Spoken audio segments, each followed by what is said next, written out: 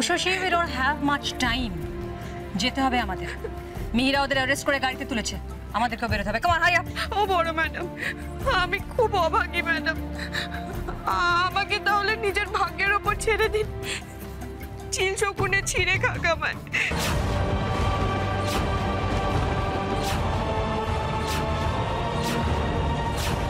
না হলে আমাকে আপনাদের কারো বাড়িতে আশ্রয় দিন, আমি তো বললাম আমি সব কাজ করব, আমার টাকা পয়সা কিচ্ছু চাই না। I just can't take this.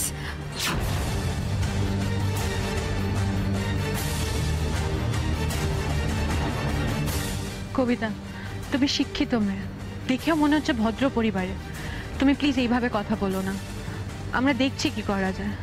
ভুল কিছু বলিনি গো দিদি, মাধ্যমিক পাশ করতে পারিনি বটে, কিন্তু আমার বাবার কোনোদিন পয়সার অভাব ছিল না জানো।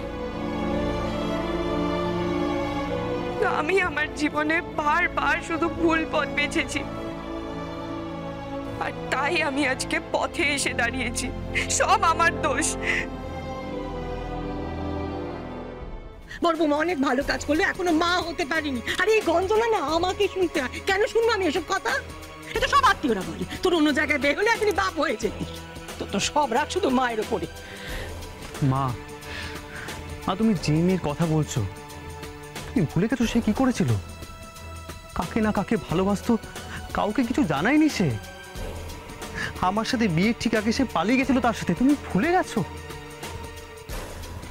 এসব আমি তোমাকে মনে করাতে চাইনি মা, দোহাই তোমায়, তুমি উষসীর সাথে আর কারো তুলনা করো না মা। ও তোমার বড় বৌমা, আমার স্ত্রী, আমাদের বিয়ের 5 বছর হয়ে গেছে। জীবনের প্রত্যেকটা মুহূর্তে সুখে দুঃখে আমরা একসাথে আছি মা। হ্যাঁ তাই তো, তবু এসব হচ্ছে সব আমার কপালের দোষ, আমার কপালের দোষ জানলি।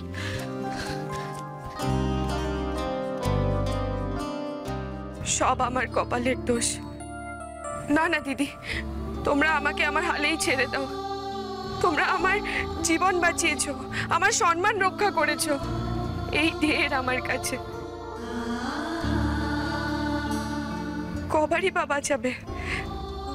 একা মেয়েকে কি পুলিশ বারবার বাঁচাতে পারে? আমার মা গঙ্গা আছেন, আমি জানি কেউ আমায় জায়গা না দিলে আমার মা গঙ্গা আমাকে ঠিক কোলে তুলে দেবে।